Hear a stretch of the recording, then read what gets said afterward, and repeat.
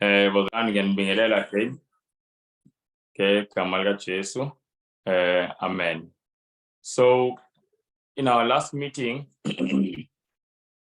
I remember we tried to do the study lesesisenda manje, but sahlushwa network ngoba at that time I was in the city, so kwakune load shedding and kwangasebenzeki kahle. But prior to that, into sasiyifunda bazalwane ngifisa singayikhohlwa kwakuyindaba ye-judgment. Sasiyibonile kwincwadi kaDaniel chapter 7. So we saw the order of judgment kwincwadi kaDaniel chapter 7, and sabona ukuthi njengamanje njengoba siphila manje just kulesikhathi sekusona just before uJesu abuye kune judgment eyenzakalayo ezulwini. That is very very important bazalwane ngoba uSathane akafisi ukuthi abantu bayazi le judgment. And you know cele nje kunevesi eli kancane nje ngifisa silibunga le ndaba ye-judgment ngoba nayo uDaniel chapter 8 uthintana ngendaba ye-judgment.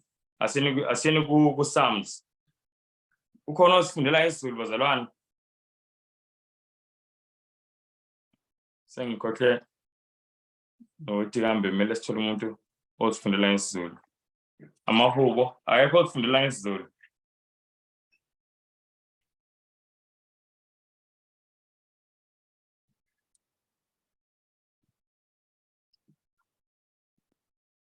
Okay. Let me athi ngenza kanje nayo ngiyofunda mina ngesiZulu. Akekho ozosifundela ngesiZulu. So Psalms 33, let's go to Psalms 33 very quickly indaba ye-judgment. Engifisa nje bazalwane sihleze sikhumbuzana ngayo kakhulu.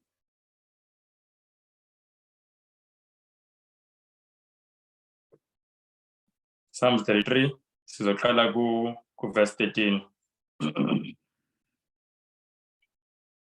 Psalms 33 ku verse 13.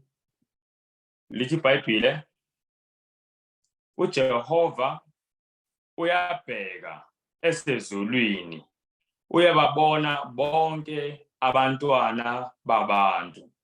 Verse 14. Esendaweni lapho ehlala khona uyababuka bonke abakhileyo ezweni. Yena owadala izinhliziyo zabo bonke, oqaphela zonke izenzo zabo. Sezona bazalwane. Now ngithanda kakhulu verse 15 la. Iqalithi iBhayibhile uNkulunkulu ubona wonke umuntu esezulwini, akekho umuntu angamboni. So whether umuntu omdala umuntu omncane usemndenini usemsebenzini ukephi uNkulunkulu uyambona wonke umuntu. Now let us notice something ku verse 15. Ngizophinda verse 15 ithi yena owadala izinhliziyo zabo bonke, oqaphela zonke izenzo zabo. Ku-English ithi he considered all their works. Sebona bazalwane. Now into ebalekile le mase ku-judgment ngoba kunezinto esizenzayo singayinaki singabantu. Siyayibona leyo nto. But iBhayibheli liyachaza ukuthi uNkulunkulu ayikho into yenzayo angayinaki yena. There are things sinesibona ngathi mhlambe inkolo ayingeni la noba this is, but lithi iBhayibheli he considered all their works. Yonke imisebenzi yethu, zonke izinkulumo zethu, yonke every motive, every intention, yonke into uNkulunkulu he considers it. Ngamanye amazwi ngingathini, when it comes to judgment, this is something uNkulunkulu considers. Sezona bazalwane. So it's very very important ukuthi uNkulunkulu ngempela yabona lesikhathi se-judgment isikhathi lesi esifana nesikhathi kwaSirayeli ngesikhathi makwenziwa inkonzo yokubuyisana on the day of atonement. La wonke umuntu would afflict themselves and they would search their own hearts. Ukuthi ngempela Nkosi ingaba konke enhlizweni yami kulungile phambi kwamehlo akho. Because bazalwane lithi izwi uNkulunkulu odala izinhliziyo zethu kuthiwa he considers all of our works. Sicabanga nje leyo nto, and especially bazalwane emndenini, especially kephi emndenini. Ngoba isikhathi esiningi kulula abantu ukuthi mhlambe emsebenzini enkonzweni abe yinto ethile, kodwa emndenini uNkulunkulu ubuka kahle kakhulu emndenini. Uyabona njengoba siphila esikhathini sokuphela kwinsuku zethu zokugcina, uyazi uNkulunkulu yini umuntu afisa umuntu afocus kuyona kwinsuku zakhe zokugcina. Ake siyeni incwadi kaIsaiah chapter 38 verse 1. Sibuka ukuthi umuntu mase iphelelwa izinsuku, yini uNkulunkulu umuntu afisa ukuthi ngempela afocus kuyona. Umuntu mase iphelelwa izinsuku in their last days, what must men focus on? Isaiah 38. Lokushintsha thisha esiZulwini. Hayi-ke, yabonga. Yebo. Isaiah 38 verse 1. Yini uNkulunkulu afisa ukuthi umuntu ayiqaphele kakhulu kwinsuku zokugcina? Hey bazalwane. To set Mithi. our house in order. Amen. Ifundeka Amen. kanjena. Celifunde Njabulo. Ngalezo zinsuku uHezekiya wagula. Wayephansi kokufa. Wafika kuye Isaiah umprofeti, indodana ka-Amose, wathi kuye, usho kanje uJehova uthi, yalela indlu yakho ngokuba uyakufa ayukusinda. Bazalwane, nge-English ithi set your house in order because you shall die and you shall not live. Bazalwane, uNkulunkulu unikeza uHezekiah ipriority ngeensuku zakho zokugcina. Uthi yabona manje ngoba isikhathi awusenaso. If there is one thing that I want to make sure ukuthi awushoni ungayenzanga, nayi set your house in order. Set your house in order. Umuntu bazalwane angaduma emsebenzini wakhe ukuthi ayi lo muntu ave ne-order. Angaziwa ukuthi nasebandleni ave ne-order, ave umdala noba ave umama, ave usisi olungile. But ekhaya lithi iBhayibhile uNkulunkulu kuthiwa he fashioned their hearts alike and he considered all their works. Kuthiwa odala inhliziyo zabo zonke, uqaphela yonke imisebenzi yabo. Nayi into sayibuka bazalwane not last week but that other studies khuluma nge-judgment. Asiyeni futhi kuJeremiah. Jeremiah 17. Hayi bazalwane. Jeremiah 17. Verse bani? Elesifunde uverse 9 no-10. Verse 9 no-10. Lana sifunde ukuthi uNkulunkulu ubheka yonke imisebenzi yethu. Okay. Ngishayela ukuthi ngishayela kanjani.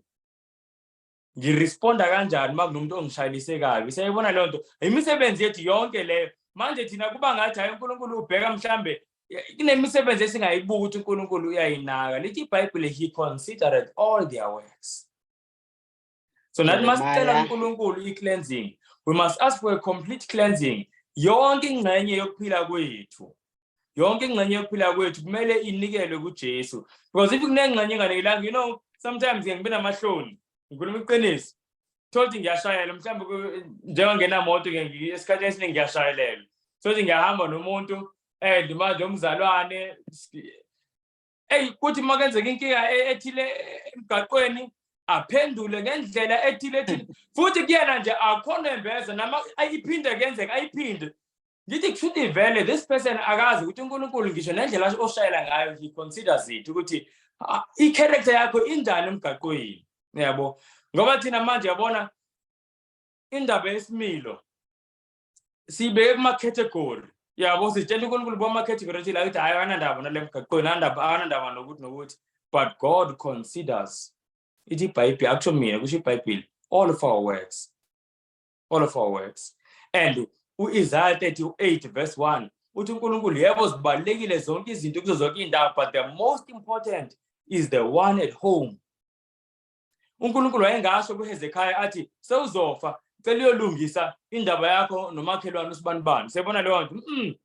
Uthi mase uzofa isikhathi ngoba sincane, set the house in order. Now let's see something. Cela usifundele Njabulo Jeremiah 17 verse 9 no 10. Inhliziyo iyakhohlisa ngaphezulu kwakho konke, futhi imbi ngubani ongayazi na? Mina Jehova ngivivinya inhliziyo. Ngihlola izinto ukuba nginike kube yilowo nalowo njengezindlela zakhe, njengezithelo zezenzo zakhe. Bazalwane yajula indaba ye-judgment. Ngicela ukubuza. Yabona la verse 10. Kunezinto ezimbili uNkulunkulu athi uyazibuka esingakakhulumi ngazo manje. Kunezinto ezimbili ngicela ningitshele bazalwane, we can unmute. Ngicela ningitshele izinto ezimbili ezivelayo from verse 10. Ningitshele indaba ningitshele izinto ezimbili bazalwane, we can unmute just 2 things. uNkulunkulu that he considers in judgment. Esizibonayo ku-verse 10.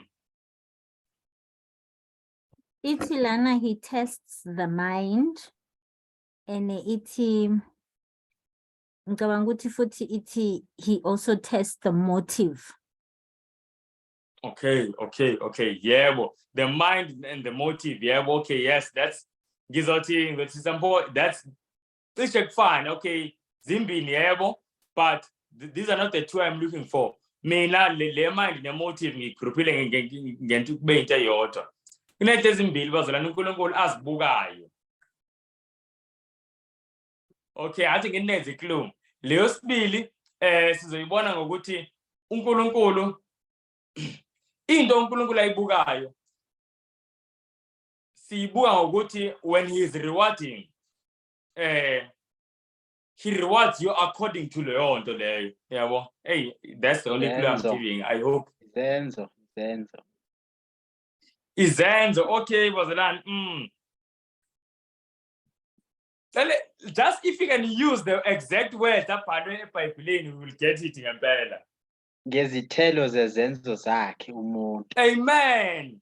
Ekuqaleni ku-Psalms 33 verse 15 kuthiwa izenzo zethu zibuka zonke uNkulunkulu. Sakubona lokho. Now siyakubona la ukuthi nemicabango yethu neyinhloso zethu, our motives. Do you know, sasiyifunda last week bazalwane, ukuthi uSathane naye uyazi ukuthi nanga ama-standards of judgment. And when uSathane is accusing you before uNkulunkulu, he accuses you using leyo nto leyo ayazi ukuthi uNkulunkulu yinto ayisebenzisayo to judge. Sezona bazalwane, angenza isibonelo. Siyakhumbula kulo mama wayebanjiwe, amaFarisi amletha kuJohn chapter 8. Bathi ubanjwe eqotsheni lokuphinga, caught in adultery in the very act. AbaFarisi ba-representa lapha ya uSathane because they are the accuser. Yabona leyo nto, uSathane naye is called the accuser. So ba-representa uSathane lapha. Now notice indlela abama-accuser ngayo. Bathi master basho kuJesu. Bathi Moses in the law commanded that such should be stoned, but what sayest thou? Bathi uMose emthethweni uthe laba kumele bakhandwe ngamatshe, kodwa wena awuthini? Do you notice kuleli verse engishoyo ukuthi yini abayisebenzisayo ekum-accuser? Ngumthetho. Bathi Moses in the law, abasho ukuthi ayinkosi thina sicabanga ukuthi. So they are using lento abayazi ukuthi vele yilento esetshenziswayo in judgment. So likewise bazalwane, izinto ezosimangalela kwahlulelini yilezi zinto uNkulunkulu azisebenzisayo vele in judgment. Now kuthi uNkulunkulu ubheka nenhliziyo, imicabango yethu. If umuntu uSathane akwazi ukumenza umuntu enze okubi, uzoloke kodwa emenza ecabanga okubi njalo ngoba uyazi ukuthi ekwahlulelweni akubukwa kuphela izenzo, kubukwa nemicabango futhi. Ingakho bazalwane, masikhuleka sifisa ukuhlanzwa ngempela nguJesu, kumele sijule, singabikho satisfied ukuthi ayi namhlanje ngicabanga amanga, angenzanga ukuthi mele nama ngihlola ngibuke imicabango yami ukuthi namhlanje angicabanganga yini okuthile. Nkosi ngisize. Lithi izwi angisho lithi as a man thinks in his heart so is he. Lithi umuntu njengoba ecabanga enhlizweni yakhe unjalo yena. So umuntu uyilento eyicabangayo ngisho noma umuntu angaphingi mayelo ecabanga ukuphinga ungumphingi. Umuntu ngisho noba angangabonakala engathi mhlambe unempakamo kodwa mayelokho enemicabango ephakeme uphakeme. uNkulunkulu uhlola inhliziyo. Nabazalwane lenenye kuthiwa uNkulunkulu la unikeza abantu njengokwezithelo zani zezenzo zabo according to their fruit of their doings. Now nayinto engifisa ukuyisho lana ikhuluma ngani? Ikhuluma nge-influence. Kunezenzo zakho zozenza sithi mhlambe ngiqamba amanga. But isenzo sami lesokuqamba amanga sizoba nefruit ethile, sizoba nesithelo esithile. Mhlawumbe abanye abantu asimhlambe kunomuntu bengihamba naye. Wangizwa ngiqamba amanga efonini. Utholdi ngiseseThekwini.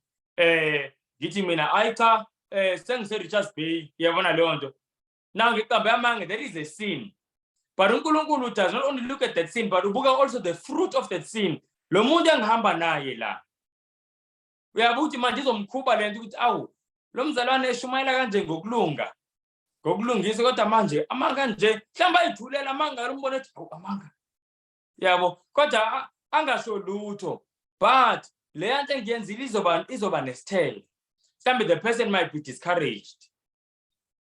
Mhlambe the person angathi ayikho lento enkolo noba ayikho kushuthi mhlambe athi noba ngabikho discourage umunye athi kushuthi mhlambe amanga kayona inkinga kangako. Seyibona leyo nto isithelo ke leso somsebenzi wakho. Asifunde nje ivesi siyibone le ndaba yesithelo ngoba abazalwane. Hey. Yabona le ndaba ye-influence. Yeah. Asiyeni kuncwadi kaMateyu 18. Let's just go to Matthew 18. Angifuna ukujaha ngeqa kule nto bazalwane ngoba uyazi ukuthi njengebandla. Okay, uthi ngingasho ngicela ukubuza. Sisaya kuMatthew 18. Ngicela ukubuza bazalwane. Njengebandla yini esenze sahluka kunawo wonke amabandla? Mhlambe angithi yeyiphi imfundiso masibuka esenze sahluka kunawo wonke amabandla la emhlabeni? We can unmute. Umthetho kaNkulunkulu. Okay, singa imthetho kaNkulunkulu. Okay. You know, ngicela ukusho lo before ngikusho. Ngicela kube khona omunye ozamayo futhi. Ngicela uphinde umbuzo futhi i-network yangihlupha mina. Bakithi, okay. Bengibuza ukuthi as ibandla lentsali yini esenze sahluka kunawo wonke amanye amabandla? Yeyiphi imfundiso doctrine esinayo ehlukile kunawo wonke engeke uyithole nawe lilodwa elinye ibandla? 3 angels messages. All right. Yabona manje sesiyasondela in fact ngempela yilona qiniso lelo. Now ngiyafisa ukusho lokhu. Kwi-3 angels messages ayesibuke mhlambe 3rd angel ekhuluma ngoPaul Silo. Siyabona leyo nto. Akhona amanye amabandla akhuluma ngemark of the beast. I'm sure you've seen even videos online abantu bene-explanation yabo nje strange ukuthi yini mark of the beast.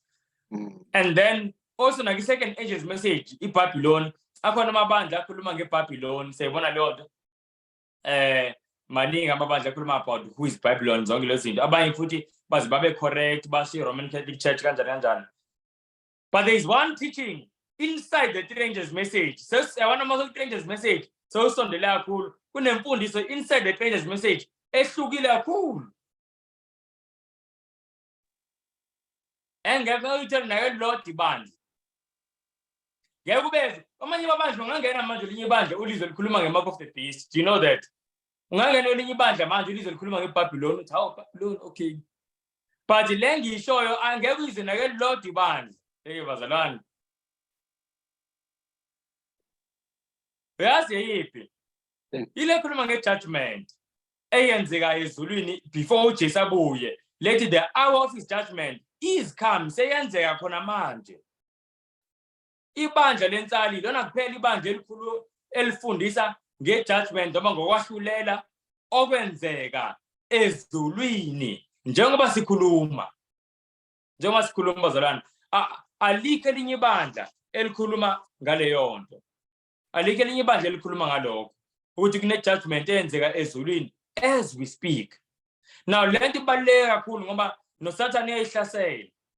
That's why if mhlambe abanye babuke some of the videos besiyenza previously and ngiyakhumbula ngeconference sake safunda ngalento enye izimfundiso kakhulu ehlaselwe ngisathane esebenzisa ngisho abafundisi bala ebandleni abasebehlubukile. Imfundiso abayihlasele kakhulu yile yokwahlulela. USathane akafuna abantu bazi ngokwahlulela. Akafuna abantu bazi ngokwahlulela bazalwane. That's why ngithi angifuni siyijahe lento. Yabo? We need to consider it kahle. So sifunde ukuthi uNkulunkulu ekwahluleleni ubuka yonke imisebenzi yethu. Engathi umuntu angathi mayivuka esenza ukuthi athi every work is considered. And the motive behind every work, ngisho noba ngisenza okuhle, yazi sometimes uSathane mayibona uyathanda ukwenza okuhle. Uzokwenza wenza okuhle kodwa ngemotive errong. Uyazi ukuthi ezulwini kubukwa not only isenzo kodwa nemotive. Siyabona bazalwane. Now sesifunde nokuthi uNkulunkulu ubuka nani nezithelo zezenzo zethu. The influence of our actions. Ayisibukeni kuMatthew 18. Ngicela usifundele wenjabulo. Verse 6. Yeah, verse 6. Matthew 18 verse 6. Sicabange nje bazalwane. Okay, uJesu ufundisa ngokuthobeka nangezikhubekiso. Verse 6. Kodwa okhubekisa abe munye kulaba abancinyane abakholwa yimi. Kungcono kuye ukuba itshe lokusila ligaqo entanyeni yakhe. Azikiswe ekujuleni kolwandle. Sezele bazalwane. uNkulunkulu ukhuluma manje nabafundi bakhe ukuthi umuntu okhubekisa ngisho babuze ukuthi ubani ophezulu ezulwini waletha ingane encane ukuthi umuntu othobekile afana nalengane. Then athi nomuntu futhi okhubekisa ngisho noyedwa kulabancane abangithandayo. Uthi uJesu kungcono ukuthi lo muntu kugaqwe iketanga ngathi elinelitshe elisindayo lokusila ajikijele elwandle afe.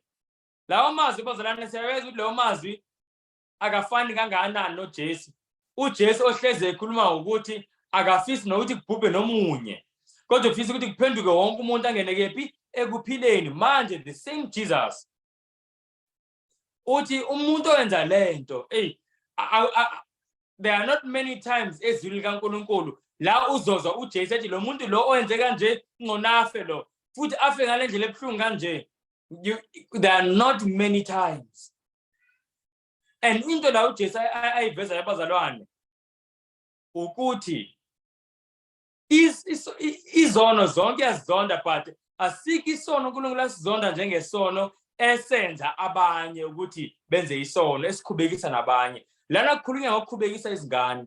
That's why ngithi mangikhuluma ngendaba yo-TV it is fine abazali mabefisa ukuqhubeka no generations no zonke lezi zinto ze-TV angaqhubeka nawo umzali, kodwa engathi ke kuze kube ngcono kuyena ekwahluleleni, engathi ingane yakhe angayivalela le, ngoba manje mawuzokwenza into erongo wenza ukuthi kube even worse. Mase wenza nengane yakho ikujoine kulento erongo, wenza nengane yenze njani ikhubeke. Siyabona bazalwane.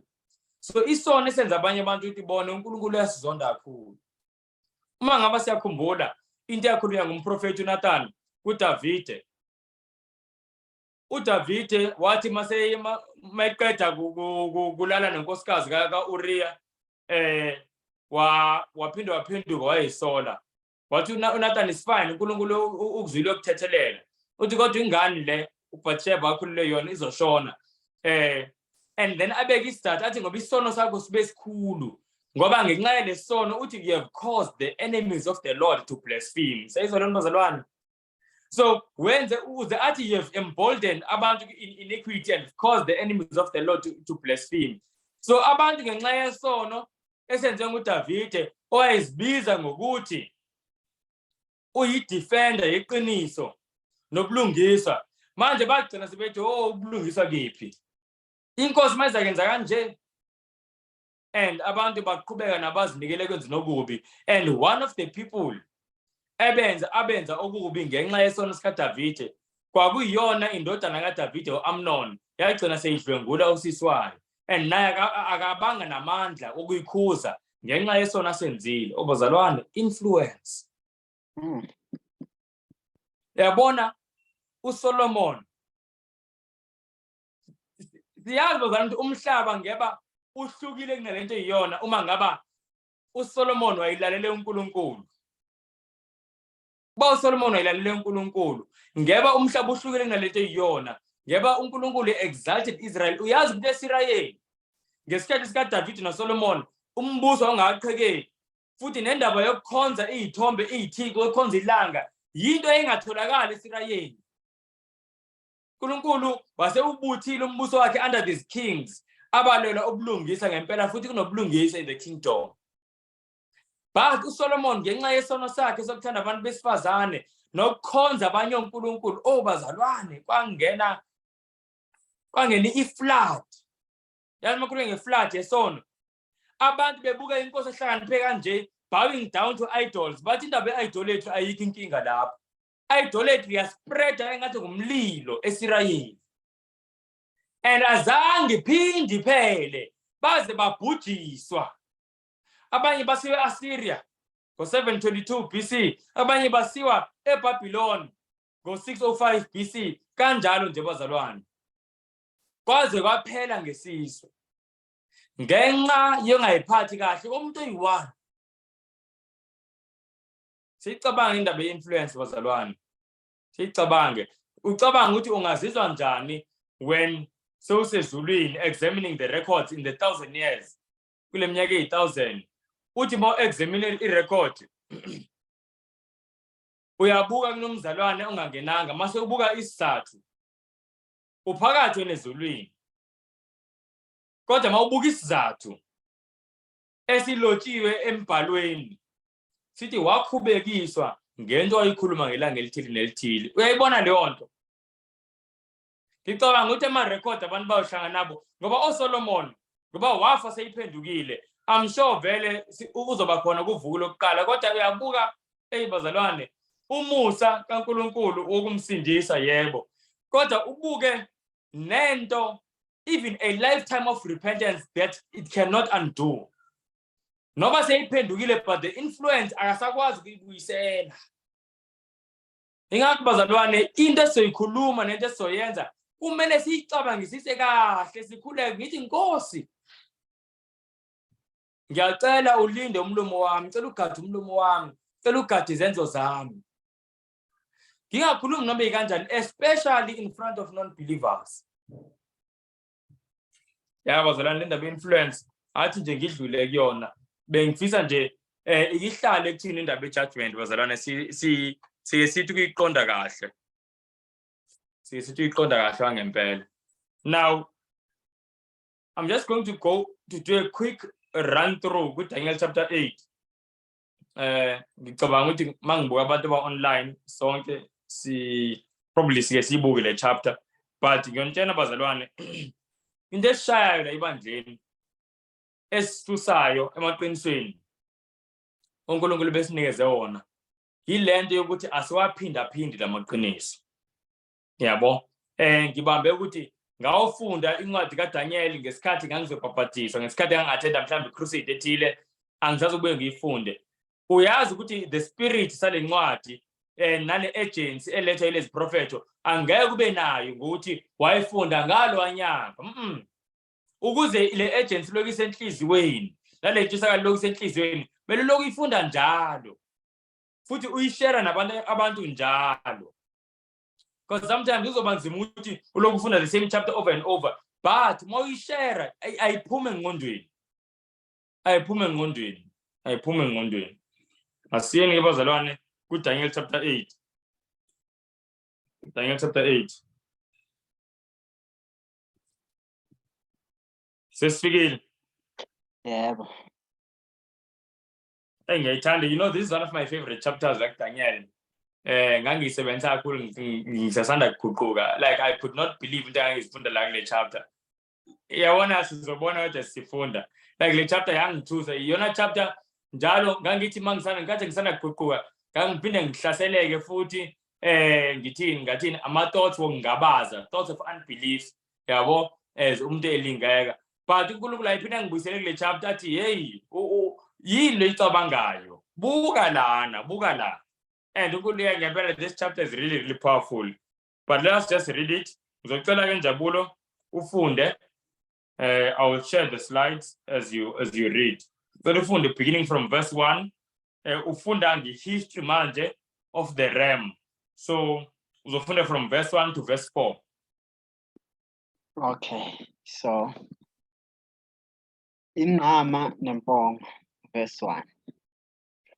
Ngomnyaka wesithathu wokubusa kwenkosi uBelishazari, kwabonakala kimi mina Daniel umbono emva kwalokho okwabonakala kimi kuqala. Verse 2. Ngabona embonweni kwase kutheni ekuboneni kwami ngangiseshushani endlini yenkosi esifundeni sase-Elamu. Ngabona ke embonweni ngangisemfuleni i-Ulayi. Verse 3. Ngase ngiphakamisa amehlo ami ngabona bheka kwakumi phambi komfula inqama enezimpondo ezimbili, lezo zimpondo ezimbili zazithaphile. Kepha olunye lwaluthaphe kunolunye, oluthaphileyo lwavela emuva. Verse 4. Ngabona inqama iqhubukusha ngasentshonalanga nangasenyakatho nangaseningizimu. Kwakungekho silo ebesinokuma phambi kwayo. Kwakungekho ongaphula esandleni sayo. Epha yenza njengentando yayo, yazikhulisa. Amen. Ngicela ukubuza angazi noma ngiyabonakala lapho manje ngikhona into engizama uyilungisa la. Kuyabonakala? Kubonakala wena. All right. Manje Yeah, siyabona wena ngazi abanye ukuthi. okay. No, it's fine. Sabona wena. Okay, okay. Let me just share the screen. Very, very quickly now.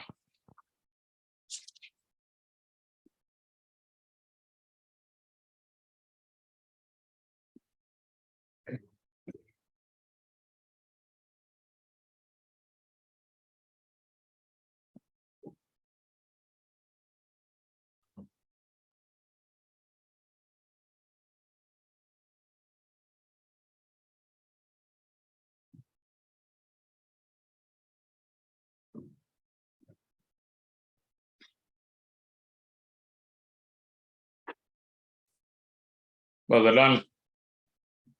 All right. Manje sesiyabona iland. Can we see the screen? Yes. Yeah. Okay. Kubonakala sodwa iscreen. Hey, angazi what's happening, man.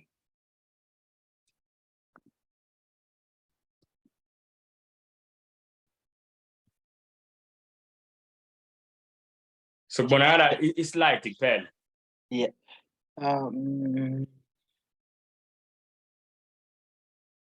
Okay, no, that's Yes. fine. Daniel 8 part 1. Okay, no, that's fine. Now in this vision bazalwane kuvela i-ram isilwane, and le vision uDaniel uyibone nini bazalwane? Cela ukubuza. When did he see it? Ngomnyaka wesithathu wokubusa kwenkosi uBelshazzar. Okay, chuti ebesekweyiphi kingdom ngaleso sikhathi? Khona iBabylon. Shuthi kusabusa ini iBabylon, angisho kunjalo. So into esabusa iBabylon la. Now uNkulunkulu wambulela uDaniel ivision la. Now ubona iram, and mayibona iram kunezinto ezibalulekile nje ithile ngifuna siyiqaphele ngeram. Kuverse 3 ukhuluma ukuthi le ram ikambe kuthiwe yini? Inqama. Inqama, yes, inqama. Yebo, le nqama le iram le into yokuqala engifuna siyiqaphele ngayo izimpondo zayo. Kuthiwa inezimpondo ezimbili angisho bazalwane. And kuthiwa le impondo ayilingani, kunolunye eliphezulu kunolunye, and futhi lolu oluphezulu yilona elwavumbuka ekugcineni, kwaqala lolu oluphansi ngamanye amazwi. Siyibona leyo nto. And then uthi uyayibona iram inqama pushing westward and northward and southward. Shuthi maya ipusha westward, northward and southward, these three directions. Shuthi yona ivela ngakuphi?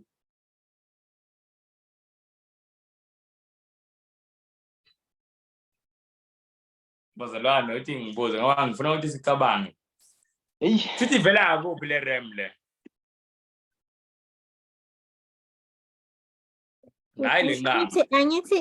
It's pushing westward and northward and southward.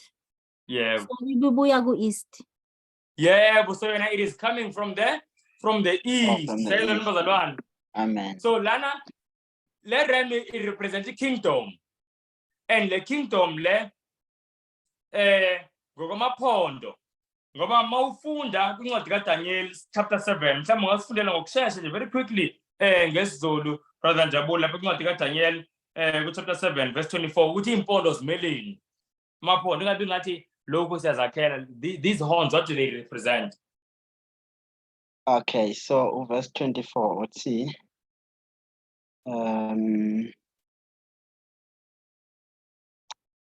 Izimpondo ezishumi ke kulowo mbuso kuya kuvela amakhosi ayishumi, kuvele enye emva kwayo, iyakwahluka kwawokuqala, ithobise amakhosi amathathu.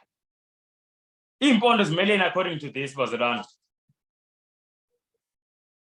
Amakhosi, yebo. So lana sibona umbuso and through le impondo ezibini ohlukene kabili, onamakhosi amabili. Siyabona leyo nto, because generally umbuso uba nenkosi eyodwa, but lana sibona namakhosi amabili, so uhlukene kabili. And siyabona futhi ukuthi njengoba kulo mbuso kunalamakhosi abambisene akazi ulingana ngamandla. Siyabona leyo nto ngoba kuthiwa elunye lophondo lukhulu kunolunye. And number 2 esikutholayo futhi la ngumbuso osuka kephi east. Siyabona leyo nto. So it's an eastern kingdom and futhi kingdom edivide kabili. Now ngifisa sibuke nje yilawo ama-identifying marks esiwatholayo la kuphela. And uNkulunkulu lana akasinikezanga ama-identifying marks amaningi. Do you know why akasinikezanga ama-identifying marks amaningi?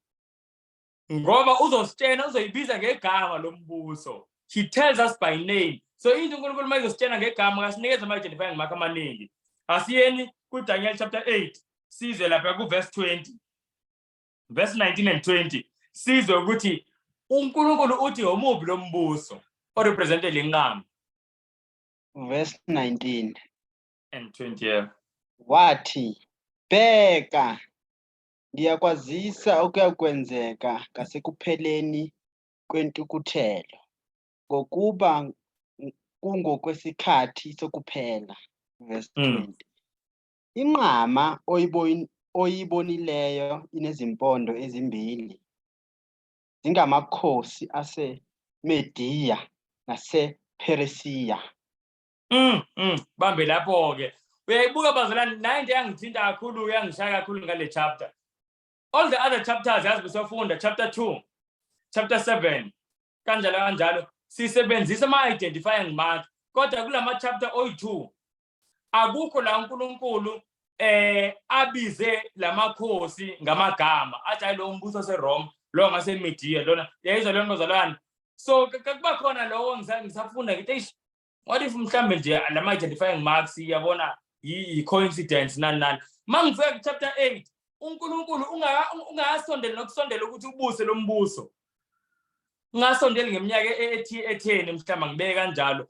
Uyawubiza ngegama. Uthi nangu umbuso ozolandela. Umbuso waseMediya nasePheresiya. Futhi uNkulunkulu uze asho nokuthi lo mbuso uzohlukana kabili. Seyizwe leyo nto. Kuzoba khona ingxenye enamandla nengxenye ethile ezoba ncane kunenye. Seyibona leyo nto. Lento uNkulunkulu uyisho ingekenzeki. Leyona lento yangimangaza kakhulu. Ngabona ukuthi iBhayibheli yizwi likaNkulunkulu ngempela. Yizwi kaNkulunkulu. By the way, sake safunda nabanye ngesikhathi esiqala lezifundo zikaDaniel. Sabuka ukuthi kakhona iphilosophy ekuthiwa nguPorphyry.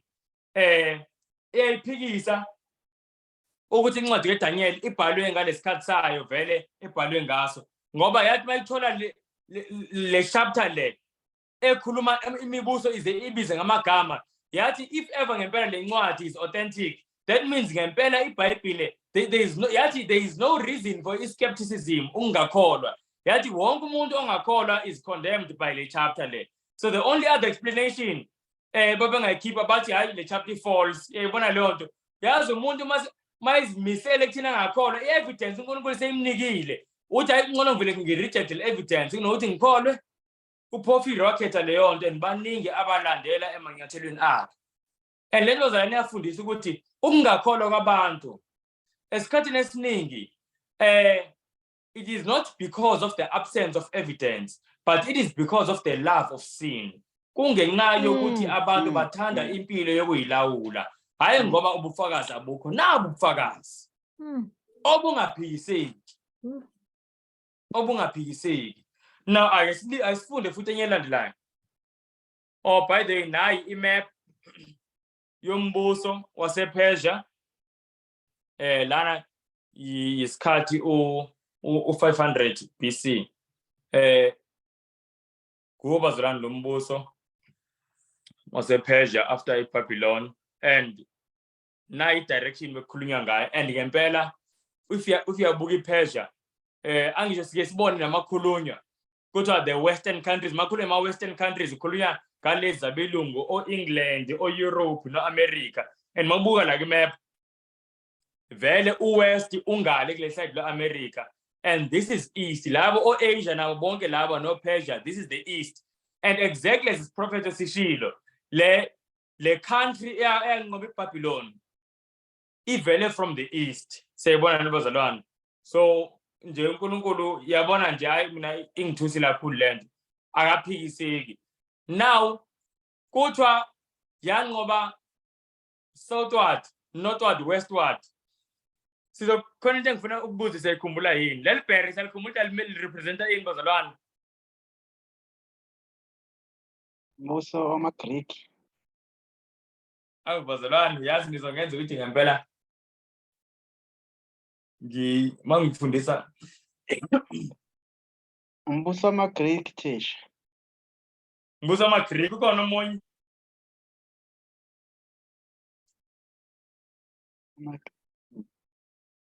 Bazalwane, kanjani ngabikho omunye? Leli bheri bazalwane. Kuqala kube khona ingonyama. Ibhubesi elinempiko. Kulandela ibhere. Kulandele ingwe enamakhanda amane, bese kulandela isilo esingachazeki. Leli bhubesi isilo sesibili. And kuyile silo sesibili leli bhere leli limele umbuso wamaMede namaPersia, hayi awamaGreek. singakhohlwa bazalwane. And awukhumbuli yazi mawufuna uyibona lento kuba nento eziningi ezifanayo. Angenza nje isibonelo. Leli bhere according to Daniel 7 mhlawumbe ngicela usufunda ngoba ngiyabona ukuthi okunye kuseqele kancane. Asibukeni verse 5 Daniel 7 verse 5. Ithi bheka esinye isilo esesibili sinjengebhere samiswa ngolunye uhlangothi izimbambo ezintathu zisemlonyeni waso phakathi kwamazinyo aso kwathiwa kuso vuka udle inyama eningi. Amen. Selisibambeni lapho asibona ama similarities between asibona okufanayo between leli bhere naleya nqama. Ngiyakubona mina bazalwane oqala ukuthi asilingana ama side waso khona iside eliphezulu khona neliphansi.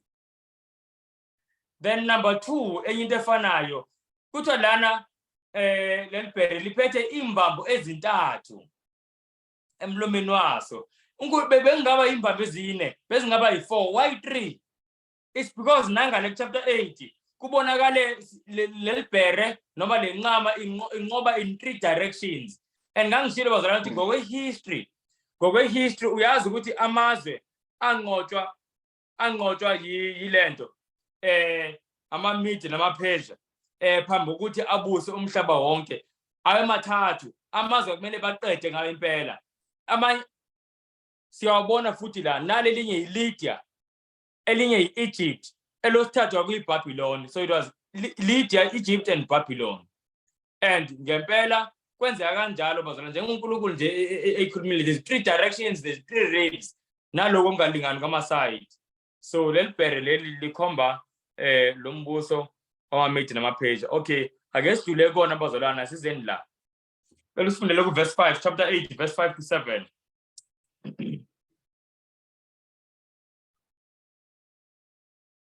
Verse 5. Ngisacabanga bheka kwavela impongo ngasentshonalanga ebusweni bawo wonke umhlaba. Ingawuthinti umhlaba kodwa impongo yayinophondo oluqhamileyo emkhathini wamehlo ayo. Yafika enqameni yayinezimpondo ezimbili engayibona imi phambi komfula. Yatheleka kuyo ngokufutheka kwayo okunamandla.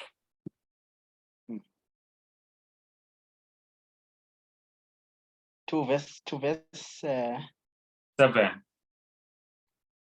Okay, verse 7. Ngayibona isondela kakhulu enqameni. Yababa ngayo. Yayishaya inqama. Yazaphula izimpondo zayo ezimbili kwakungekho namandla enqameni okuma phambi kwayo. Kepha yayiphonsa phansi. Yayinyathela. Kwakungekho ongayaphula inqama esandleni sayo. Amen. Nabazalwane sekukhulunywa ngempongo enophondo. Again siyazi uphondo lumele ini lumele inkosi. Siyabona leyo nto noma amakhosi noba nje kanjalo siyezwa. Now le mpongo lebazalwane kuthiwa ayithintanga phansi. Into engathinti phansi into njengoba into ehamba ingathinti phansi into enjani bazalwane?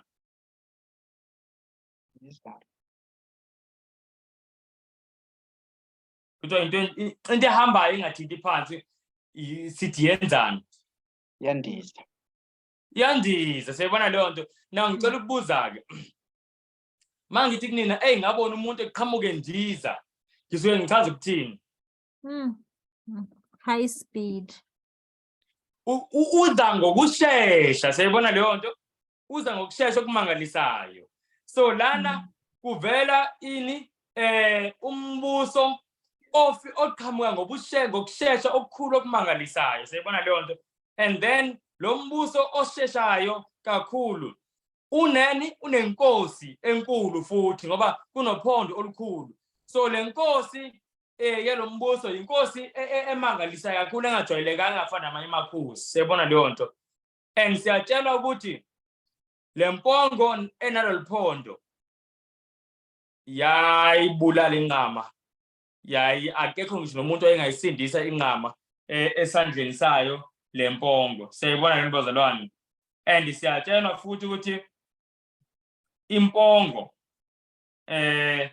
yavela kuphi bazalwane?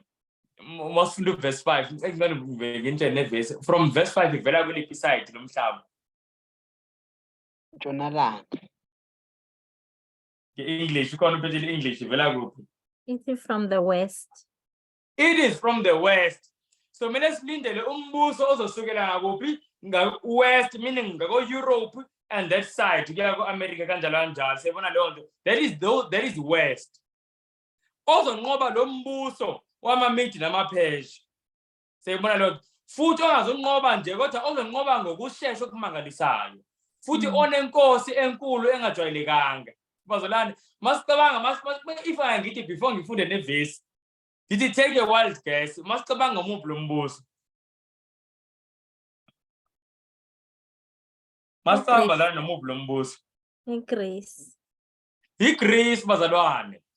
And ake sifundeni manje iverse ka siyeni ku verse 21 la besichazelwa khona uNkulunkulu. Chapter 8. Yeah, chapter 8 still. Verse 21. Impongo iyinkosi yaseJavini. Uphondo olukhulu olusemkhathini wamehlo ayo luyinkosi yokuqala. Amen. Now eJavan ngesingesi abaphethe lesingesi ithini lesingesi?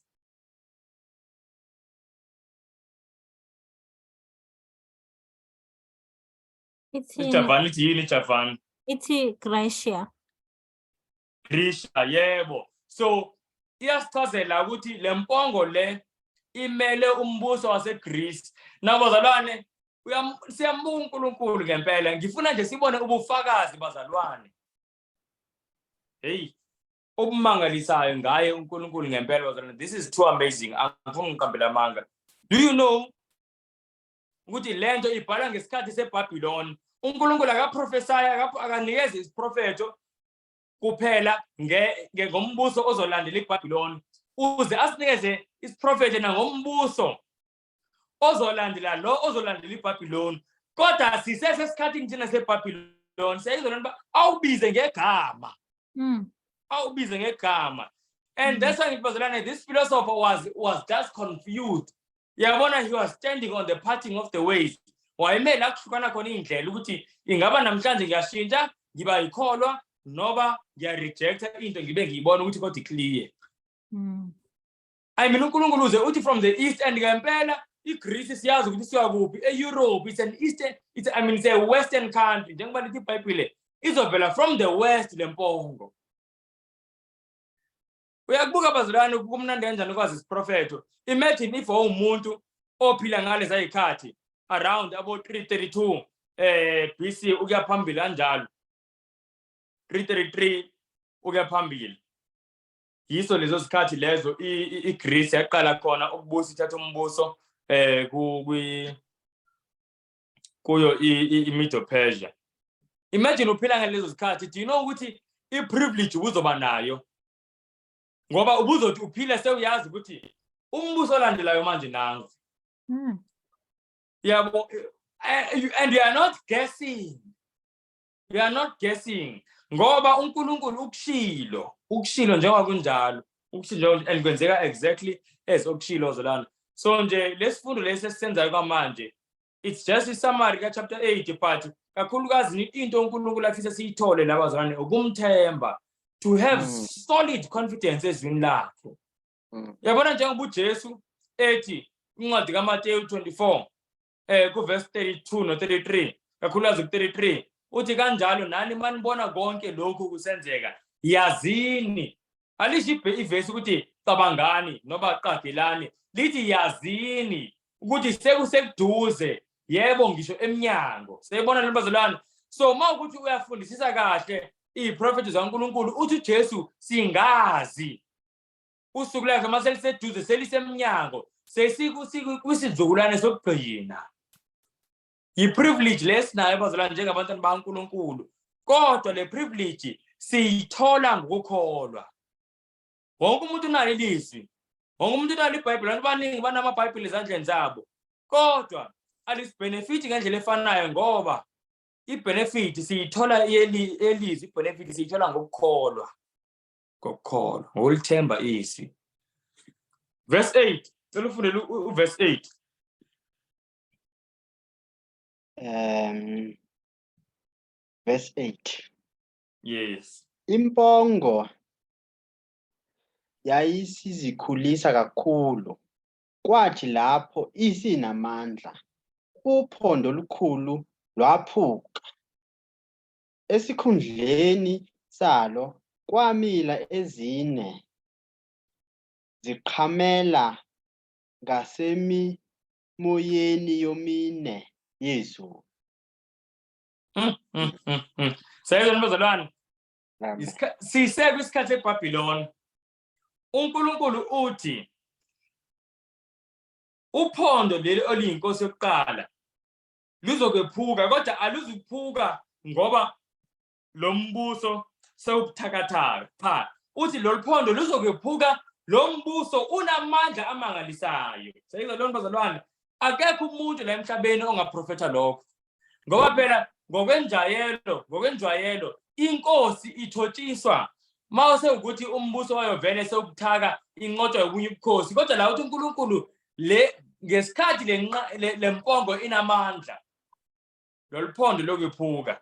Kubani wayengasho leyo nto more than 100 years before yenzeke? Bazalwane, cha uNkulunkulu nje ngempela, bazalwane, uNkulunkulu akanacala ngifuna ukukhuluma amanga. Umuntu ongamthembi umuntu ngempela owenze ngoba ethanda ukuyiphatha, ngoba ethanda ukuyilawula yena. uNkulunkulu anacala. Ngoba manje sichazela aseqeke manje siye kuverse 22 la sithola explanation. Konke lokhu kwenzeka ngesikhathi seBhabhiloni. uBelshazzar sesanda kuqala ukubusa sekunyaka wesithathu nje kuphela. Kepha verse 22. Kepha olwaphukileyo esikhundleni salo okwavela ezine, kuyakuvela imibuso emine esizweni salo, ingenamandla alo kodwa. And yabazalwane ukuthi kwenzeka exactly kanjalo ngokushona ke-Alexander the Great. Le nkosi ekhulunywa ngalayo Alexander the Great. Mayishona Alexandra, mhlawumbe angeke ngichaze nje kanje siyibone yonke sonke isithombe siyamangalisa. uAlexandra wathatha umbuso from ubaba wakhe uPhilip, inkosi uPhilip. Kodwa ngaleso sikhathi iGreece yayingumbuso nje weak, kakusabusa iMedo Persia. Siyabona leyo nto. Alexander wathatha umbuso makukhothama ubaba wakhe, naye uthatha nje esesemncane. Angazi noba bakhona abantu bake bezwe ngo-Aristotle. I'm sure sike sizwe ngo-Aristotle. Kuthiwa kwi-history, kuthiwa kahle kahle u-Aristotle, that great philosopher kuhlezi kukhulunywa ngayo, uyena wayefundisa u-Alexander. I think uyena u-Aristotle. So but Alexander wayefundiswe nje umuntu ehlaniphile, emfunda into eziningi, emfundisa nangempi. So he was well prepared. And mayewuthatha umbuso bazalwane ukuthi umhlaba wawukhonkarisha ngendlela yokuthi ngisho namakhosi wamanye amazwe abesithi uAlexander ongathi uhamba ngeimpiko amabutho wakhe, indlela babeshesha ngayo. And at the age of 32 years old, just 32 years old, engumfana omncane ngempela, waseyinqobe umhlaba wonke. And that is the age la afa khona, by the way. Now I want to just show something. Ngizobuya kulesa sithombe. Angivezanga la ngiveze a bit later on. Bengifuna ukuveza imap ngonyaka u323 BC. Unyaka u323 BC ubalulekile ngoba ulonyaka uAlexander washona ngawo. Siyibona leyo nto. And then by the year 301 BC, almost 22 years later, umbuso wasewuhlukene uyingxenye ezine. Alexandra wayenama-general amaningi, around 32 generals. So mayishona kwangekho wayengenayo i-air. Balwa kaze ngasala 5 Antigonus. And then ngo-301 Antigonus naye wanqotshwa, kwasala laba bane, the 4 esibabonayo la esithombeni. Amagama abo naba uCassandra, Lysimachus, Seleucus noPtolemy. Siyabona leyo nto. And then ngokuhamba kwesikhathi uLysimachus noCassandra ingxenye yabo yathathwa nguSeleucus lona. Ingakho kuDaniel chapter 11 uthola sekhulunywa ngeking of the north and king of the south kuphela, akusakhulunywa ngeking of the east and west. Iyabona leyo nto, ngoba umbuso bagcina nabo sebengcobeka uCassandra noLysimachus. Yebo. So exactly njengoNkulunkulu eshilo. Na ngicela ukubuza ke, siyayikhumbula le ngwe bazalwane? Ingwe siyayikhumbula? Yep. Yayirepresentani bazalwane le ngwe le? KuDaniel chapter 7.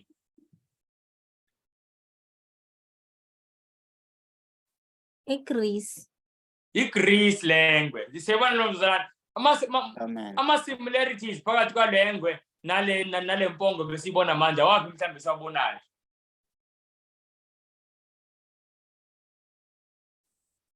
Because Ama-similarities. enamakhanda of 4, however it's got wings, that also it's a similarity. Yeah, speed that you are reading about on chapter 8. Amen. So siyabona ukuthi impiko zikhuluma ngani ngespeed, and inyoni eziningi zijwayele ukuthi zibe neimpiko nje kuphela ezimbili. Hey bumbubani wazi inyoni eneimpiko ezine, 4 wings. Mina I don't remember, ayike ngiyaziyo, ngisho ayikho but ayike ngiyaziyo.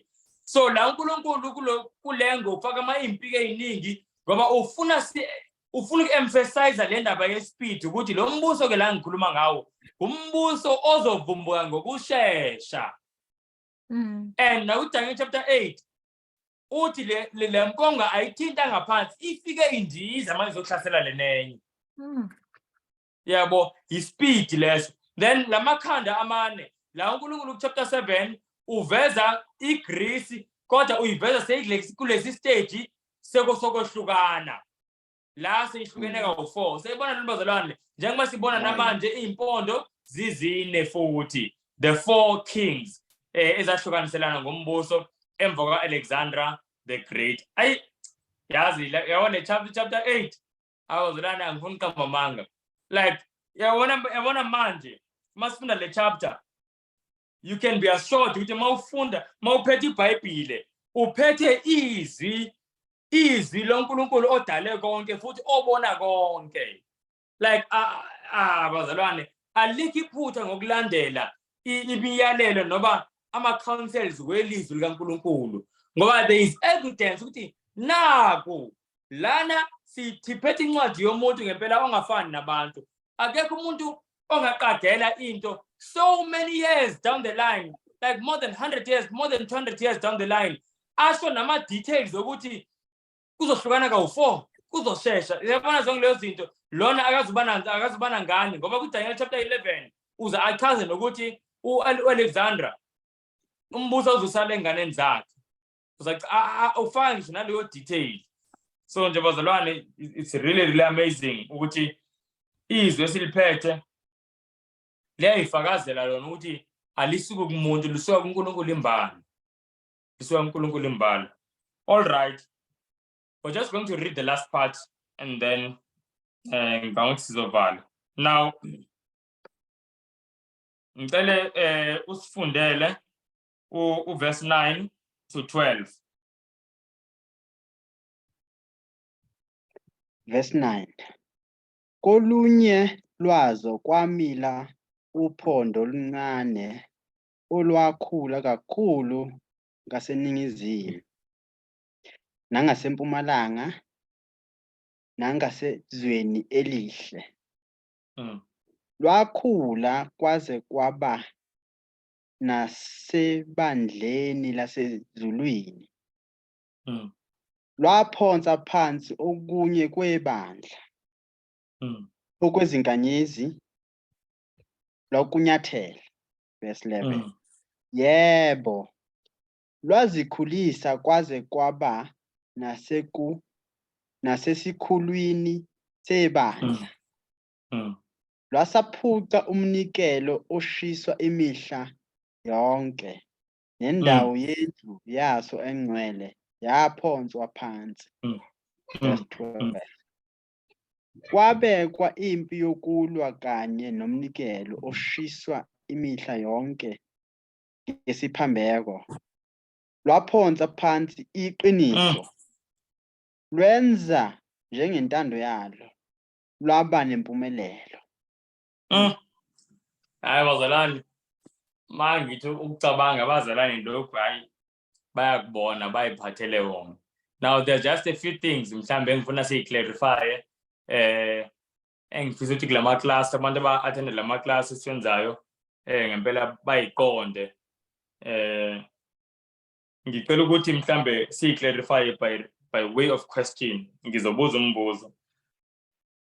Mayishi lapha verse 9. Cela uphinde verse 9 uline oqala nje verse 9. Kolunye lwazo kwamila uphondo oluncane. Lesibambe lapha. Mayithi kolunye lazo kwamila uphondo oluncane. Mayithi kolunye lwazo ithini?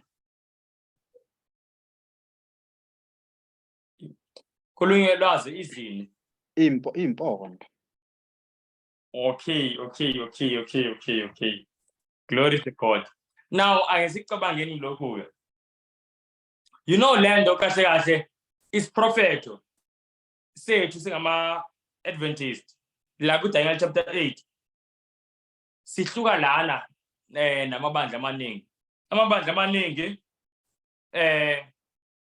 athi lana lolphondo lolu okukhulunywa ngalo ku verse 9 lwamila from one of those horns lebekhulunywe ngazo, so from one of the generals ka Alexander the Great siyabona leyo nto.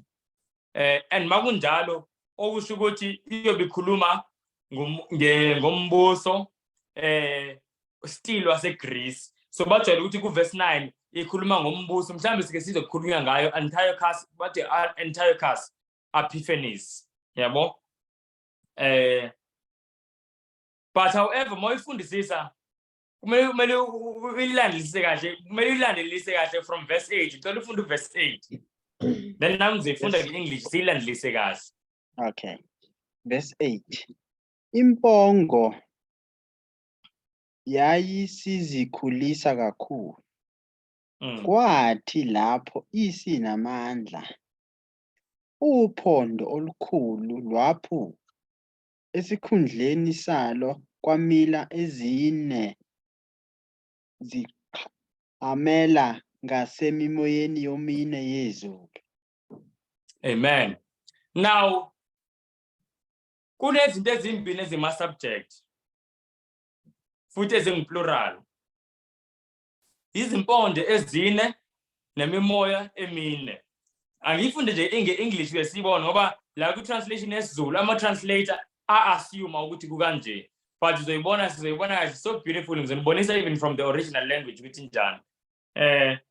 Ku-English iti therefore the he-goat waxed very great, and when he was strong, the great horn was broken, and for it came up 4 notable ones toward the 4 winds of heaven. And out of one of them came forth a little horn. Manje them, out of one of them, who is lower them low? Ngoba bekhulunywa about the 4 horns and the 4 winds. And my 4 winds is the 4 directions: the east, the west, the north, the south. Says the Now it's very easy to see from the original, but it's not easy to see Latin. And in Kazel, I see Bugin. From the original, there is something that is very interesting. Oitolayo. I want to slide la. Verse 8 lona. Ngithandele version. Then the male goat magnified himself exceedingly, but as soon as he was mighty, the large horn was broken. And in its place there came up 4 conspicuous horns toward the 4 winds of heaven. Now, kuno horns and then no winds. Horns in the original Hebrew. Horns is actually feminine. Feminine, if I know he, she, says the whereas winds in the original Hebrew is both feminine and masculine. Says the now, might out of one of them, in the is speaking about the horns or the winds. Many people to them in the Hebrew, is it feminine or masculine? If it's feminine, then it can be either one. But if it's masculine, then definitely speaking about the winds. And the was running more in the original. Them, and out of one of them, them is actually masculine, meaning it's male. Yeah, so them lo uhambelana no winds might out of one. This is the original majankulumi into translative. Yeah, so ifana ukuthi esiZulwini ngiyayichaza kanje. EsiZulwini ngingabona umfana nentombazana. Ngibe sengithi umfana ebehamba nentombazana. Nentombazane nayo hamba. Eish, kodwa okay lana ingathi izozwakala umfana nentombazana. Ngifuna ukubeka ngendlela lana.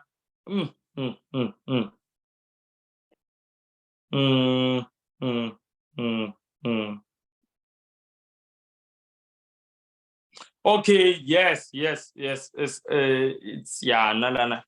Why ngike na example nje ezoyichazela lento. But I hope ngiyayibona like khona izinto in the Zulu ezingekho ezingenawo masculine feminine. Yabo. Kodwa ke English ithola kuyacaca ukuthi lana ikhuluma ngo he or she. Siyabona leyo nto. Noma ngingathi uyahamba lo waya. Siyabona leyo nto. NgesiZulu awazi ngikhuluma ngomuntu owesilisa noba oyintombazana. But nge-English izocaca.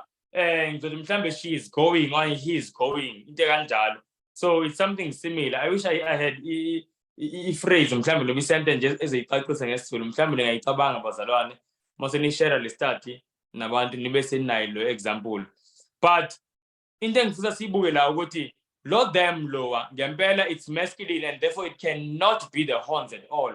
Mama horns are actually feminine in the original language. That's a very, very easy way to see.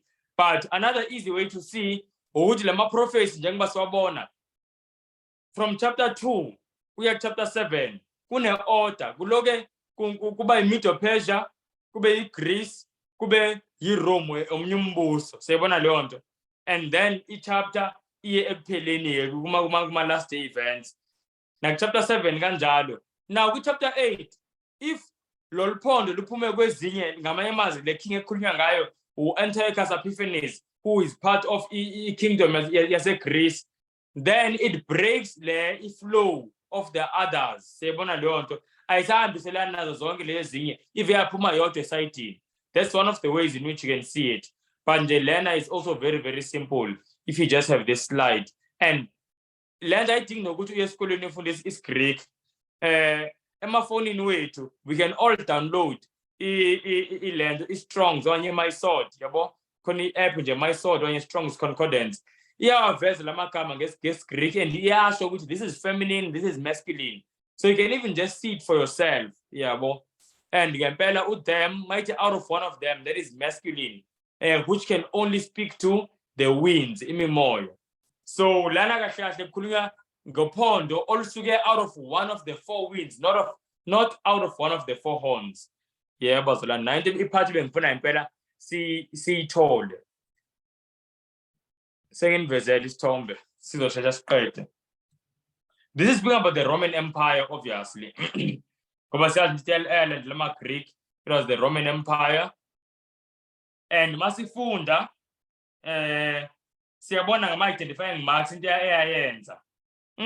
This is amazing. Yazi ngicela ukuveza nje just even nalokho.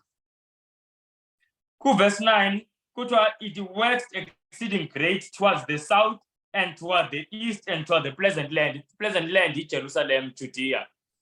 And ngempela Roma yasuka yona from there. Isuka because of Rome. From the west, now it's part of the west, and it's part of Europe or west. And Sebon is waxing great towards the east. And then it's towards the south and towards the pleasant land. And ngempela bazalwane, you know, Rome before iphathe umhlaba uthathe umhlaba from ama-Greeks ngo-168 BC ngoba yanqoba ama-Greeks in the Battle of Pydna ngo-168 BC njengoba kukhona la nibona kwi-slide. Kunezimpi abazilwa nesizwe ekuthiwa yi-Carthage. Mawubona la ku-map sifunda ne-history nje bazalwane. Khona lana la kubhele khona Africa, khona indawo ekuthiwa yi-Carthage ise-Africa nayo. Bababiza ngama-Punic Wars. These wars lasted such a long time, but lama wars lapha bazalwane yiwona ama-wars that were responsible for training Rome to become a mighty military force. At that time Rome ixabana nalesizwe Carthage. Kambe if nifunda history you'll know of i-general yayinamandla kakhulu ese-Carthage ebizwa igama layo Hannibal. Kuthiwa is one of the greatest generals in history. Munga useshe nje ngisho na ku-internet ubuze ngo-Hannibal kuzovela lama wars we-Rome ama-Punic Wars. So ilwa lana manje towards the south and yagcina yayinqoba i-Carthage. And as inqoba i-Carthage, and then manje yafocus ke manje towards the east, and east of Rome siyabona yini Macedonia la khona ini iGreece. Siyabona la bazalwane. And ngempela yanqoba iGreece and yawo eJudea ke seyizenzela ngoba siyazi bazalwane iRome ekugcineni yiyo eyayibusa iJudea until kuze kufike ngisho bani uJesu. Yabo, this is indisputable evidence ukuthi lana kukhulunywa ngeRome. IRome, the reason akuphikiswana kangaka ngayo is because kule sequence yama kingdoms njengoba besimane siwafunda iyona kuphela uNkulunkulu angayibizanga ngegama. Sayibona leyo nto. So uNkulunkulu yona usinikeza ama-identifying marks amaningi ngayo. Yabo, wasinikeza nezinto ezizokenziwa iRome. Asifunde mhlawumbe verse 10 and then sizovala. It's just a spiritual lesson engifuna siyithole. Verse 10. Lwakhula kwaze kwaba nasebandleni lasezulwini. Lwaphonsa phansi okunye kwebandla okwezinkanyezi lwakunyathela. Elibuza zalana masicabanga ngekhuluma isho ukuthini mayikhuluma ngeenkanyezi la ezinyatheliwe.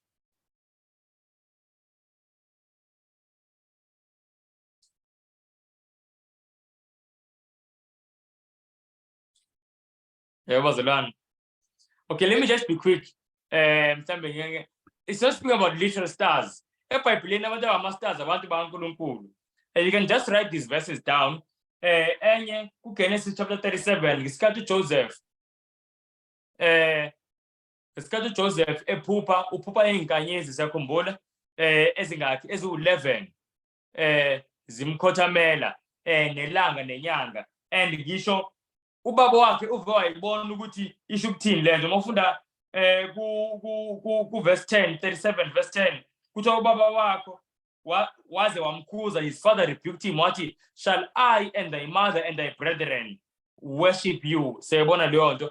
So the 11 stars were actually representing the sons of Jacob, which is Israel, abantwana bakaNkulunkulu. Sayibona leyo nto. Namoya futhi nakuyona incwadi kaDaniel izinkanyezi ku chapter 12 kukhulunywa ngazo as abantwana bakaNkulunkulu. Yebo, ku verse 3 it, and they that be wise shall shine as the brightness of the firmament, and they that turn many to righteousness as the stars forever and ever. So those who are busy with the work of evangelism, abantwana bakaNkulunkulu, because wonke umuntu ongumntwana kaNkulunkulu somehow naye they partake in this work. Njengoba sokuthi abantwana bakaNkulunkulu somehow ikhona indlela esenza ngayo esisizayo umsebenzi kaNkulunkulu okwandisa ivangeli lakhe. And those that turn many to righteousness, they are considered as what now? as stars, as the stars of heaven. Now, why kuthiwa yes izinkanyezi, okay, understand ayikhulunywa ngathi, but kuthiwa lana he cast down the stars of heaven. Why it the stars of heaven? Well, it's very simple, bazalwane. It's because ngokwasebhayibhileni i-citizenship yethu ayisekho la emhlabeni. I-citizenship yethu isezulwini. Let's just go to these verses engingathanda lama verse. Asiyeni mhlawumbe asiyeni ku-Philippians chapter 3. I love this verse. Sesikhuluma nje manje nge-citizenship yethu, bazalwane.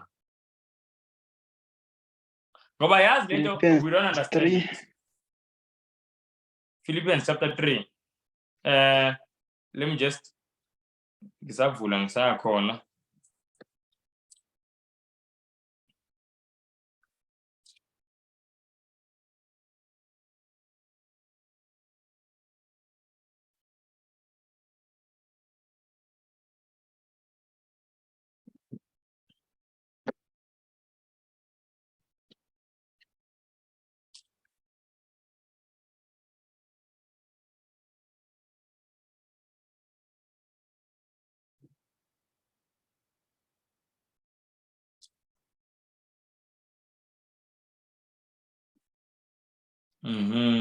I think you show you verse wrong. Let's go to Colossians chapter 3.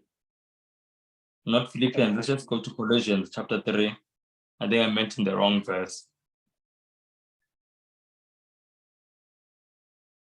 I see go to Colossians, the 3rd chapter. Not Philippians. Colossians. No. Zombie. Actually, it's both. So you like Philippians. I'm so sorry. Okay, it's fine. Colossians. I took for chapter 3, verse 1. Then so no Philippians chapter 3, verse 20. Video 3. Ukunaka okwaphezulu. Verse 1. Verse 1. Ngakho uma navuswa.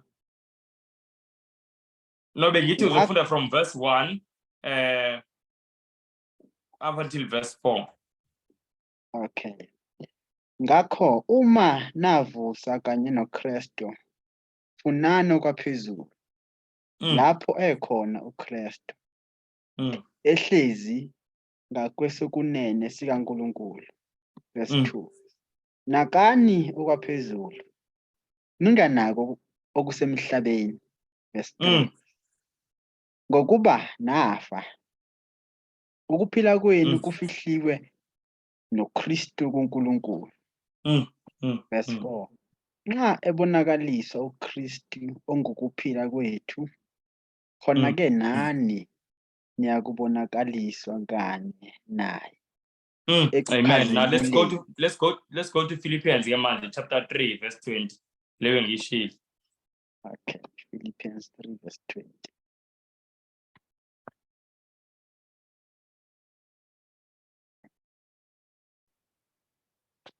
Okay. So uPawuli ubaluleka ngokumlandela yena. Verse 20. Kepha thina singabombuso wasezulwini. Lapho futhi silindela khona ukuba kuvele umsindisi, inkosi uJesu Kristu. Aliphinde futhi. Amen. Kepha thina singabombuso wasezulwini. Lapho futhi silindela khona ukuba kuvele umsindisi, inkosi uJesu Kristu. Yeah, this is so clear that I didn't know what it has. Kuthiwa thina singabakuphi? Singabombuso wasezulwini. Like our citizenship is in heaven. Amanye ama-versions ayibeka kanjalo. King James version ithi our conversation is in heaven.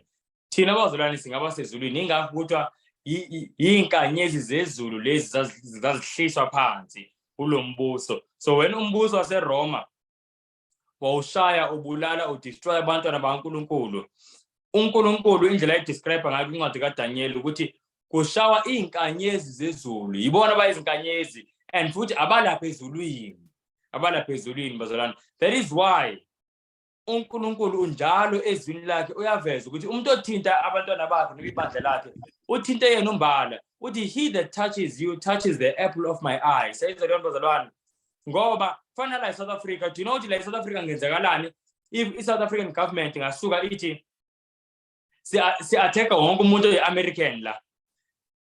Umuntu la eSouth Africa oyi-American ngabonakala engathi akana defense, but kungasuka impi bazalwane, kungasuka impi enkulu ngokuthi la eSouth Africa ba-attack abantu base-America ngoba bebona ngathi abana defense, kungasuka impi emangalisayo. Likewise bazalwane, uNkulunkulu ngoba thina singaba sezulwini, i-citizenship yethu ngokomoya ayithi earth, ithi heaven. Siyabona leyo nto. So nathi uNkulunkulu indlela asigade ngayo, it is the same way i-America igada ngayo abantu bayaba la South Africa, even more futhi, even more. And uNkulunkulu ebekufisa ngathi njengoba sile emhlabeni nathi singabantu basezulwini, akubonakala ukuthi asibona bala emhlabeni, kubonakala ngezenzo zethu, ngokukhuluma kwethu, ngenkambu yethu. Yabona bazalwane, kwenzeke lento eyenzeke ezulwini kuthina la emhlabeni, abantu babona ngathi yazi labantu laba bala emhlabeni nje kodwa ngathi akubona abalana. uNkulunkulu befisa bazalwane ukuthi kube kanjalo. Ingakho iColossians chapter 3 masifunda ithi asingabeki inhliziyo zethu kwizinto ezila emhlabeni, asikubeke phezulu.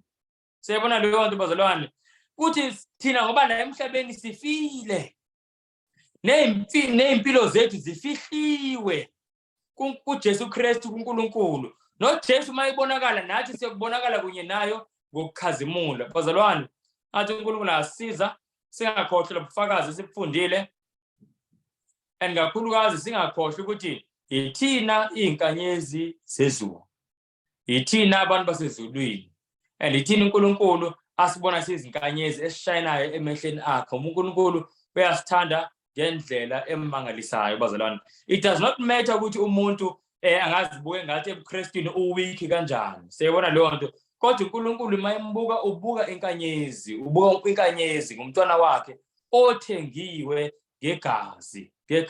Yazi ke ngibuke lapha bazalwane la sihlala khona abantu indlela abathanda ngayo izinkomo. Uyazi ke ngibuke ezinye inkomo ngithi yazi le nkomo izikhuthuke iqala ukukhuthuka isikhumba, ubona ngathi yakhula. Umnikazi wayo umbona ukuthi yena uyithanda ngendlela kuba ngathi angaze ayifele lenkomo. Kunomnye ubaba lana esikhonza naye, makulahleka inkomo bazalwane, yazi kuba ngathi ngeke ngimrecord ngamanje ngamele ngihambe usuku lonke. Uyozula intaba azule uthothi le nkomo ayifunayo inkomo ezikhathalele kodwa eyithanda. Uyayibona leyo nto. Manje mawucabanga wena bazalwane, uthando lomuntu for inkomo yakhe mawucabanga lingaba ngaphezulu kunothando kaNkulunkulu for umuntu wakhe. Never bazalwane. So singavumeli our weaknesses zisenze mhlambe sicabanga ukuthi yazi mangenza ukuthi ngikanje nanje ngathi uNkulunkulu angithandi bazalwane. Lithi iBhayibheli, there is nothing that can separate us from the love of God. Lisho kanjalo ukuthi not even angels, yabo, kuthi not even things present no things to come. Akhona izinto ezisazokwenzeka ezingenza ukuthi uNkulunkulu ayeke usithanda. Even nabantu belashwa bazalwane. Do you know ukuthi when people are finally lost, they won't be lost ngoba uNkulunkulu akabathandi. They will be lost ngoba bona abamthandi. They will be lost ngoba bona abamthandi, hayi ngoba yena akabathandi. And uNkulunkulu akwazi kumphoqa umuntu ukuthi azohlala naye umuntu yena angamfuni.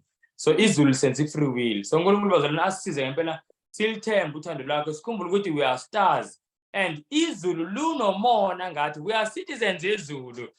You know ukuthi kunabantu abangamagwala. Uthi uJesu mayela emhlabeni, uPeter mayikhipha inkemba uthi do you not think ukuthi ngingacela manje kwehlise 12 legions of angels. Uthi eyami army isezulwini ame ngikhuselayo mina. Yabona leyo nto. And bazalwane, if ngempela singathatha izwi kaNkulunkulu as it speaks, sithi Nkosi, our protection is from above. Siyacela usikhusele, sicela usilwele. uNkulunkulu bazalwane akwazi ukumyekelela umuntu omthembayo. Ngathi ngayikhohlwa kakhulu le ndaba. Our citizenship, it's not here. It's in heaven. So it's fine. Sometimes sometimes we are not from this place. Singazami ukufita in kwindawo esingasuki kuyona. You will never find an American attempting a South African accent.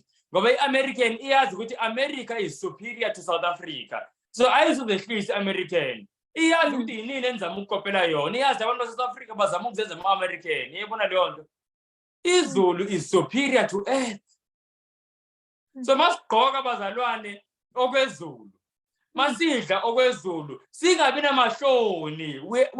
Ku-superior lokhu kwethu. Bazalwane. uNkulunkulu asize kuvuleke umqondo ovalwe isono. Ake sivaleni njengomkhuleko. Let's close in prayer. Glorious Father, in the name of Jesus Christ, Nkosi, we thank you kakhulu for teaching us. Nkosi uyamangalisa uthando lwakho for us. Ngoba Nkosi yanje Nkosi usiphe ilizwi lakho eliphefumulelwe ngumoya wakho oyingcwele directly. This is amazing, Lord. So many pages. I-communication evela kuwe Nkosi, and we know that this communication we don't deserve basibe nayo Nkosi, ngoba i-communication ebesinayo nawe was cut out by sin. But Nkosi, you have paid with the blood of your son, Lord, ukuthi sikwazi ukuxhumana nawe. Lord, this is amazing. No one has ever paid so much just to speak to someone else. Kamangalisa kakhulu Nkosi indlela osithanda ngayo. It's really breathtaking, Lord, kakhulu. And yanje Nkosi ndicela usincede sikuthembe. We really have a problem with faith. Ndicela Nkosi that you may be please patient with us and really help us, Lord, and increase our faith. We really love you Nkosi. We want to do intando yakho. Ukuthi nje Nkosi we are really weak. Sibthaka nje Nkosi kakhulu. Sicela amandla vele ekhaya ezulwini. We are really encouraged by uthando lwakho ukuthi Nkosi, even when we are weak Nkosi and faltering, you see us as your stars Nkosi, as sizama Nkosi ukuhamba in this blood-stained path. Yeah Nkosi, we really thank you kakhulu. Cela Nkosi uncede konke sikufundile kuhlala ezinhliziyweni zethu, and that we may share it nabanye in the name of Jesus Christ. Amen. Amen. Amen.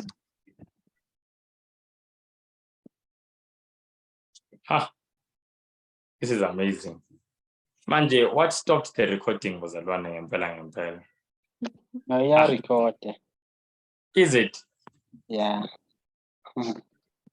Oh, okay. Let me stop recording. Hey, glory to God. Hey, don't I have technology?